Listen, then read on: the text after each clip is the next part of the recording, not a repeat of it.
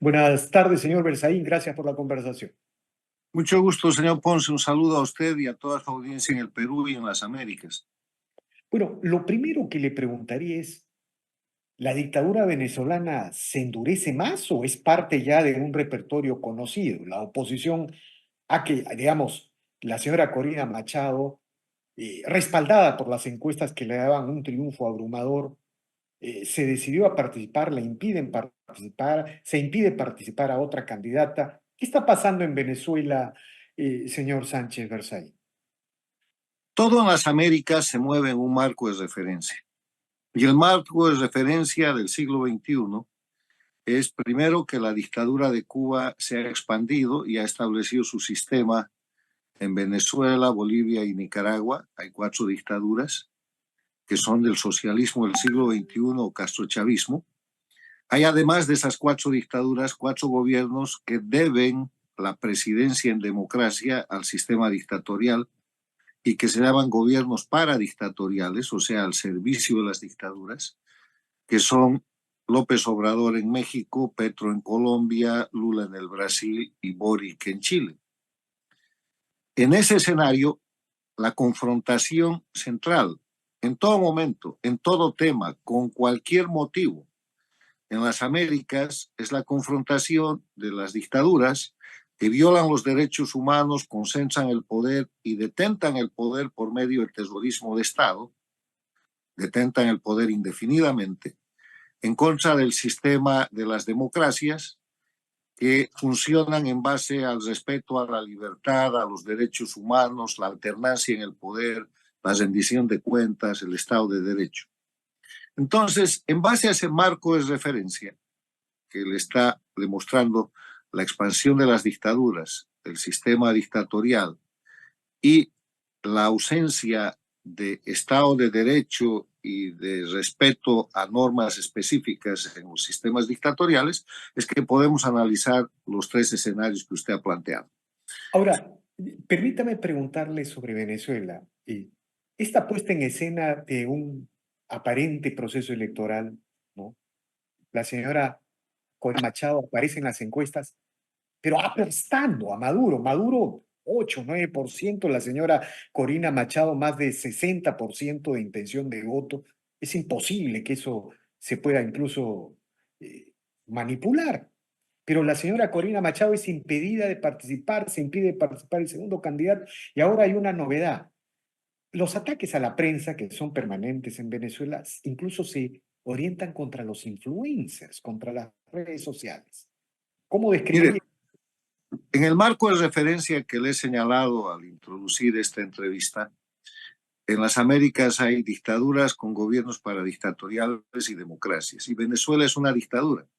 Y las dictaduras del socialismo del siglo XXI lo que tratan de hacer permanentemente para legalizarse y legitimarse es mostrar que tienen respaldo popular. Y para eso se ha creado una figura que yo he definido como la de dictadura electoralista.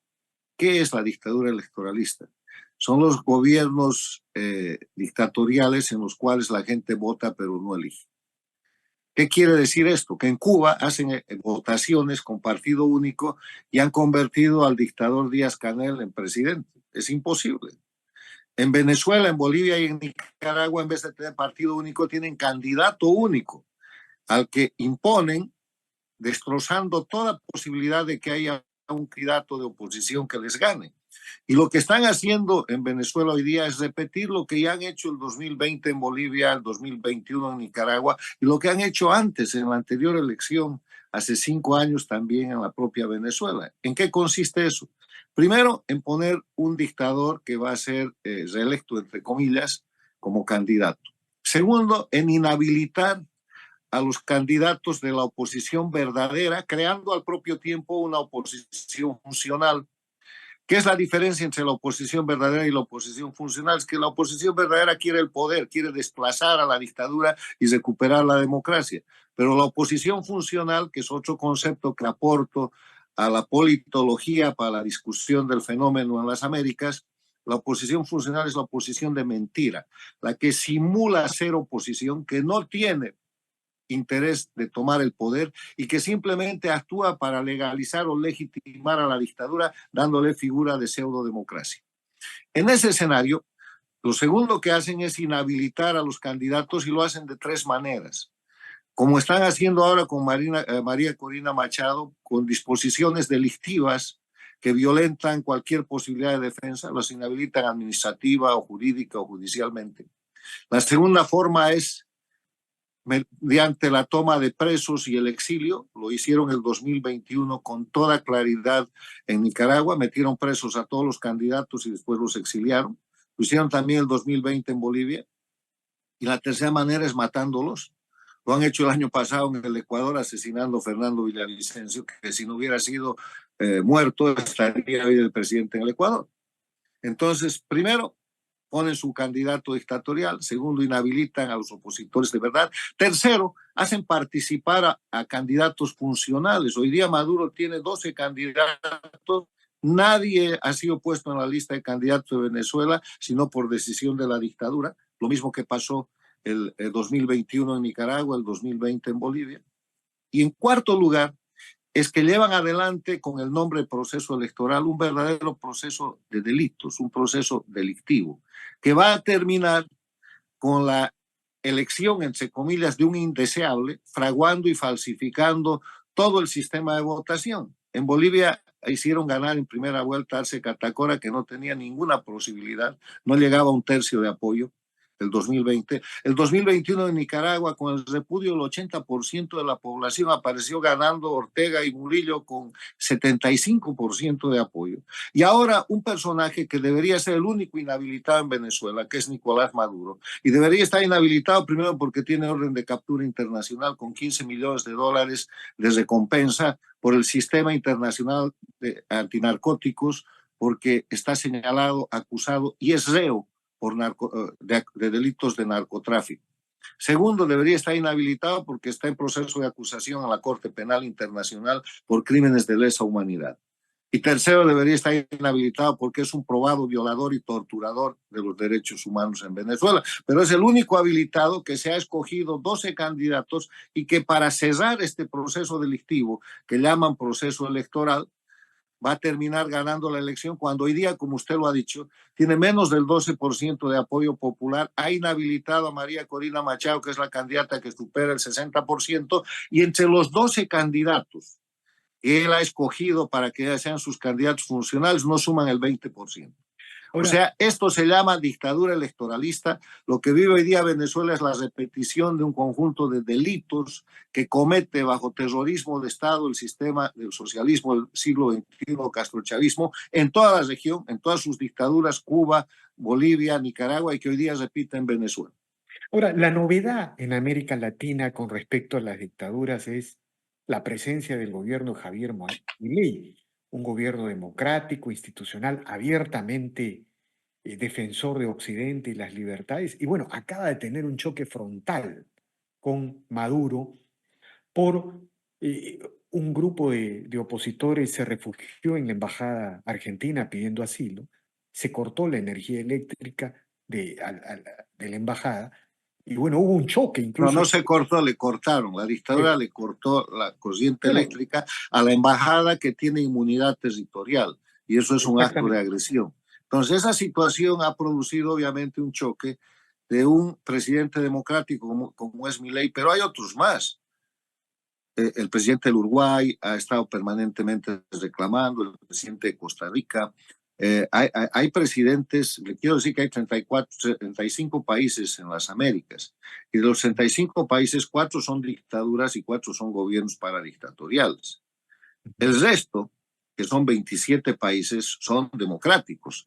O sea, de esos 27 países, el más notable en este momento, por su fuerza y su vigor, es el del presidente Milei, que además fue escogido por los perseguidos miembros de la campaña electoral de María Corina Machado para refugiarse en su embajada. Y en esa embajada, la dictadura violó primero el principio de extraterritorialidad, de soberanía, porque esa embajada es territorio soberano de la Argentina, cortándoles la luz. Y lo segundo que hizo, violando las convenciones de Viena respecto al sistema diplomático internacional, al derecho de la diplomacia internacional, que es de obligación mundial, fue poner en riesgo tanto la integridad de los diplomáticos argentinos en Venezuela como de sus huéspedes. Y eso generó un choque, obviamente, en el que Milei tiene toda la razón y que sirve simplemente para demostrar el terrorismo de Estado que inclusive por medio de delitos sucesivos, las dictaduras como la de Maduro están dispuestos a cometer en contra de países democráticos, porque eso ya no son delitos solamente contra las personas, es un acto de agresión que si la Argentina y Venezuela fueran países fronterizos hubiera podido generar inclusive un casus belli. Ahora, señor Sánchez Berzaín, pero por otro lado ha surgido algo muy curioso en las Américas, una aparente fricción entre Maduro y Petro. Bueno, Petro aparentemente criticó la exclusión de María Corina de Machado del proceso electoral y dijo, yo critico esto porque también esto no debe permitirse en el Perú, perdón, en Colombia, dijo, en Colombia. Algo de eso dijo, y bueno, Maduro dijo que había una izquierda cobarde, y Petro le respondió que la izquierda nunca era cobarde. Eso es más o menos lo que dijo, lo que sucedió. ¿Qué significa esto? ¿Esto es Mire, una puesta en escena o es algo real? eso es un show-off, es una puesta en escena porque primero, tanto Maduro como Petro tienen jefe y el jefe está en Cuba. Los dos dependen de la jefatura del socialismo del siglo XXI o del castrochavismo, que es la dictadura cubana. Y para eso solo hay que ver quién sostiene y quién opera todas las estrategias de la dictadura de Venezuela y quién ha puesto en el poder y sostiene a Petro. El mayor esfuerzo de Petro es su condescendencia con la dictadura cubana, porque como gobierno paradictatorial es un dependiente. Entonces, Petro ha decidido, de alguna manera, atenuar la pésima imagen que tiene, porque está cayendo en las encuestas y en el respaldo popular de Colombia de manera terrible. Creo que anda ahora por el orden de alrededor del 20% de respaldo popular y 60 o 70% de rechazo. Hacer esa declaración en la que los dos están equivocados, porque Maduro y Petro cuando hablan de izquierda no están hablando de algo en lo que ellos militen, ellos son crimen organizado, son delincuencia organizada transnacional que se han apoderado de las banderas de una extinta izquierda que fue derrotada con la caída del muro de Berlín y con la disolución de la Unión Soviética y que ellos utilizan ahora con complacencia habiendo creado el socialismo del siglo XXI del que son satélites, porque de nuevo el jefe es Cuba. O sea, no hay que escuchar ese tipo de ayornamientos de la realidad objetiva que se trata de hacer porque en los hechos no se presenta nada. Y, Si Petro de verdad quisiera criticar y quisiera generar un cambio respecto a lo que es el tema de el abuso de la dictadura y la simulación de este proceso delictivo con nombre de proceso electoral en Venezuela, podía tomar medidas, pero medida ninguna, simples declaraciones que son puestas en escena. ahora, señor Sánchez Berzaín, ese mismo criterio sobre una eventual puesta en escena se puede aplicar a las críticas de Boric. Boric suele criticar a la dictadura de Venezuela. ¿Usted podría afirmar algo así también con respecto Pero no a... se mete nunca con la dictadura de Cuba. Boric ha criticado a veces a Venezuela, a veces ha criticado a la de Nicaragua, no se mete con la de Bolivia, que le ha intervenido incluso su proceso de consulta constitucional, tratando de imponer en el anterior referéndum el Estado plurinacional. Boric ha tenido como principales asesores para la supuesta reforma constitucional de Chile a la gente de Bolivia, García Linera y otros, pero además tiene hoy día una cuestión por la que tiene que rendir cuentas, más allá de las declaraciones. En Chile han asesinado a un oficial, a un teniente venezolano que estaba bajo refugio en territorio chileno y ha sido asesinado después de ser secuestrado, hay imágenes, y ha sido matado y obviamente más allá de los autoridades mediatos, de lo que simplemente han detenido uno, hay una denuncia gravísima de un medio de comunicación colombiano que denuncia que la dictadura de Maduro está operando tanto en Chile como en Colombia como en otros países de América Latina, aliada con mecanismos criminales del Tren de Aragua, que es un grupo criminoso que depende de la dictadura de Venezuela y de la dictadura cubana y de los narcotraficantes. Entonces, esta afrenta a la soberanía chilena, que ha sido secuestrar y matar en territorio chileno a un refugiado venezolano, no ha sido asimilada y no Ahora, quiere ser ¿se puede, respondida por el señor, presidente Boric. Esa es responsabilidad de Boric y más allá de sus declaraciones, lo primero que tiene que hacer es dar con los autores mediatos que van a llegar a Cuba y Venezuela, que van a llegar a la dictadura de Maduro, que han asesinado a esta ahora, persona? señor Sánchez Bersay, ya se empieza a escuchar diversas versiones sobre la relación del gobierno de la dictadura de Venezuela con esta famosa organización criminal, el Tren de Aragua. La pregunta que uno se hace es, ¿estas son especulaciones solamente? ¿Hay indicios o se puede demostrar? ¿Cómo se puede establecer un análisis objetivo sobre esta supuesta Para relación? que usted saque sus conclusiones, tome los siguientes hechos reales. Primero, Cuba, Venezuela, Bolivia y Nicaragua son narcoestados. ¿Qué quiere decir narcoestados? Son aquellos países en los que miembros del gobierno, en uso de sus potestades legales, participan de alguna etapa del narcotráfico. En Cuba despachan droga, han sido detenidos más de 2 cargamentos en Panamá de cocaína. Cuba es el primer narcoestado que se instaló desde el trato que hizo Fidel Castro con el narcotraficante colombiano Escobar Gaviria y el boliviano Suárez Gómez, y que terminó con el fusilamiento del general Ochoa y de la Guardia y otros. Ni así pudieron tapar la condición de narcoestado. Es el punto de reenvío, de reembarque de cocaína que va de Colombia, de Bolivia, y ha seguido, y hoy día es el narcoestado jefe. Venezuela, Maduro está acusado en tribunales de Estados Unidos en el marco de la Convención contra la Delincuencia Organizada Transnacional de ser el jefe del cartel de los soles. Y hay 15 millones de dólares por su captura. Y es el dictador de Venezuela, se hace llamar presidente. ¿Qué más quiere? Bolivia, Evo Morales y sus 6 federaciones de cultivadores de coca y productores de cocaína son el partido más importante, casi el partido único, el movimiento al socialismo, que se ha comprado una sigla de la derecha, por eso son azules, no son rojos, y que han hecho del Estado el mecanismo para incrementar la producción de cocaína y para exportarla. Bolivia protege bajo el Estado plurinacional narcotraficantes de todas partes, siendo uno de los hechos más notorios que usted puede encontrar en la prensa el entrenamiento como aviador de uno de los hijos del Chapo Guzmán y el último incidente sobre un narcotraficante uruguayo que todavía sigue prófugo. Y Nicaragua lava todo eso y es centro de despacho. O sea, si estos 4 países son narcoestados, primera premisa que le he dado hechos concretos para demostrar. Segunda premisa, el narcotráfico maneja brazos de crimen organizado. Eso es clarísimo en lo que está pasando en el Ecuador, hechos concretos. Correa dejó al Ecuador como un narcoestado después de votar la DEA, después de proteger a las FARC, después de destrozar el sistema de lucha contra el narcotráfico que estaba establecido en una base especial en Manta. Y ahora que la democracia ecuatoriana, después de la transición hecha por el presidente Lenín Moreno, trata de cesar con el narcoestado, es el crimen el que ataca, el que mata, el que asesina y el que De tiene acuerdo. a ese Ahora, país en ascuas. En ese escenario, y ahora va la demostración, después de haberle presentado hechos concretos, la pregunta es si el crimen ha penetrado las dictaduras o las dictaduras son las dueñas del crimen.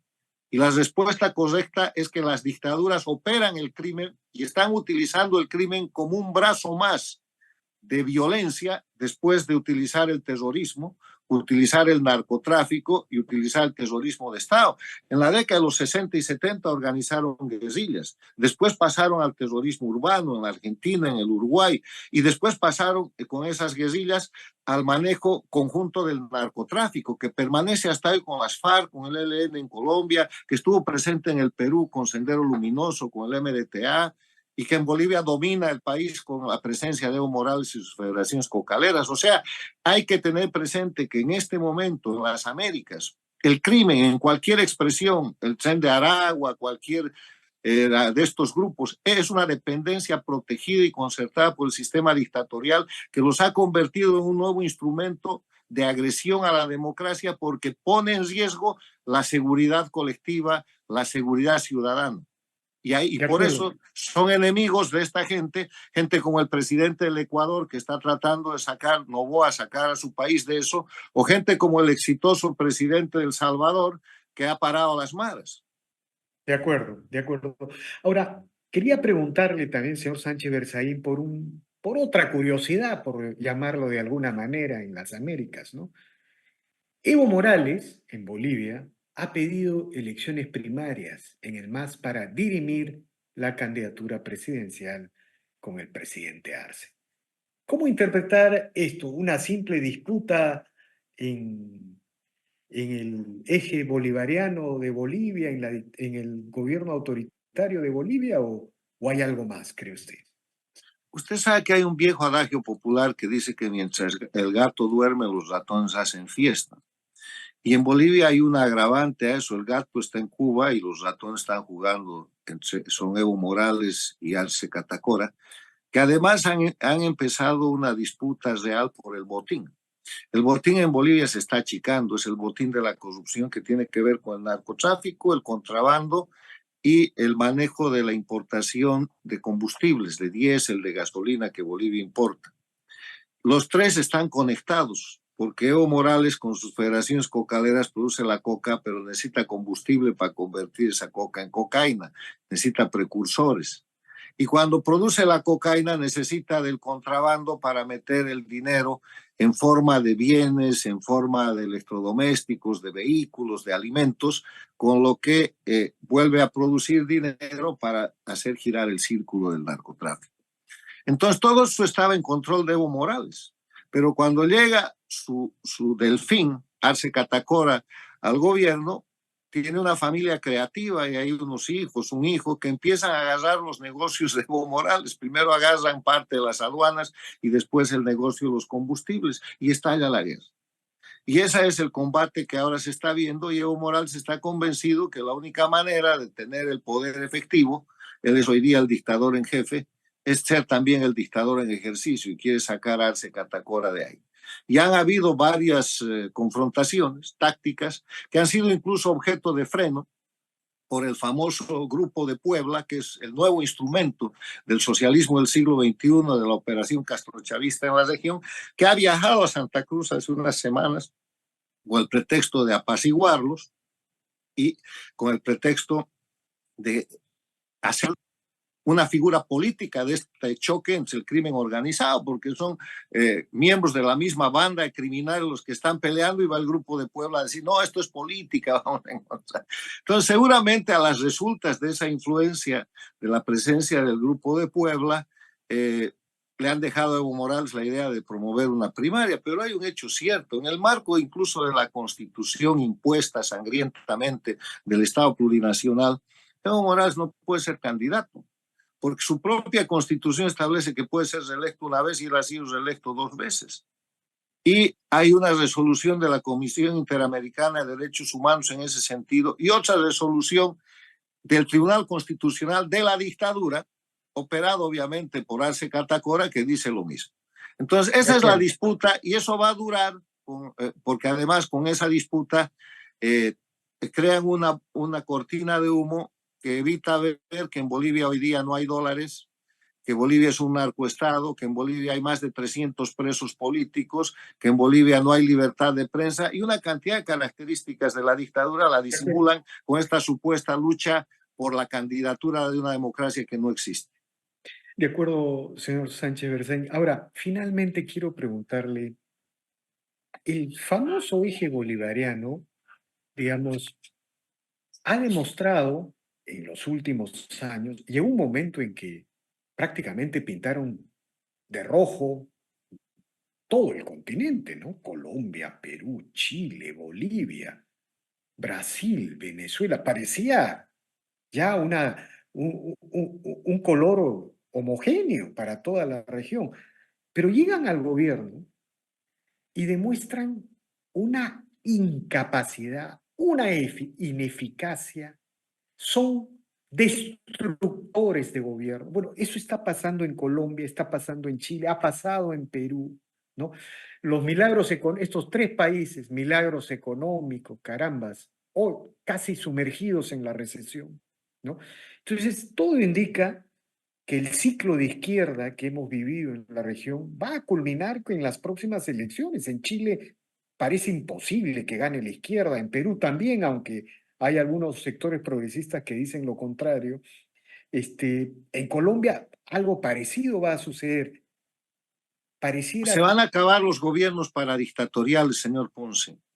Por más que gane en México este año la candidata López Obrador, ella no va a poder seguir siendo la trabiliaria gobernante que es hoy día López Obrador, que le compra piedras a Cuba, que condecora a Maduro y a Díaz Canel, que contrata médicos esclavos cubanos y que les regala dinero a Cuba y sostiene a Venezuela. No va a poder seguir siendo eso, va a cambiar. En Chile y en Colombia, en el momento de las elecciones, van a perder estrepitosamente las elecciones y Lula va a dejar al Brasil en un estado de tal desastre que hay que ver si termina su mandato presidencial, porque ya está destrozando la economía después de un año y meses porque se ha puesto de gobierno, porque se ha puesto totalmente al servicio de las dictaduras.